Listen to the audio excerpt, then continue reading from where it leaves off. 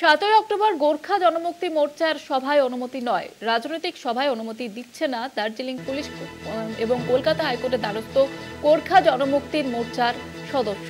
মামলা দায়েরের অনুমতি বিচারপতি তীর্থঙ্কর ঘোষের। আপনাদের জানিয়ে রাখবো যে রাজনৈতিক সভায় অনুমতি দিচ্ছে না দার্জিলিং পুলিশ এবং সেই কারণে কলকাতা হাইকোর্টের দ্বারস্থ।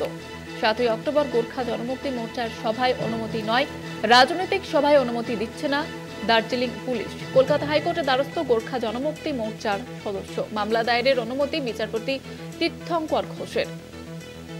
যেমনটা জানাচ্ছিলাম যে 7ই অক্টোবর গোর্খা জনমুক্তি মোর্চার যে সভা করার কথা রয়েছে তাতে অনুমতি নয়, দার্জিলিং পুলিশের তরফ থেকে অনুমতি দেওয়া হয়নি এবং যে কারণেই কলকাতা হাইকোর্টের দ্বারস্থ হয়েছে গোর্খা জনমুক্তি মোর্চার সদস্যরা। মামলা দায়েরের অনুমতি বিচারপতি তীর্থঙ্কর ঘোষের। আমাদের সঙ্গে টেলিফোন লাইনে রয়েছে প্রতিনিধি পীযূষ কান্তি নাগ। পীযূষ কান্তি, কি জানা যাচ্ছে? আগামী 7ই অক্টোবর গোর্খা জনমুক্তি মোর্চার একটি রাজনৈতিক সভা করতে চায়, কিন্তু দার্জিলিং পুলিশ তার অনুমতি দিচ্ছে না। এই মর্মেই কলকাতা হাইকোর্টের দ্বারস্থ হয়েছে গোর্খা জনমুক্তি মোর্চা।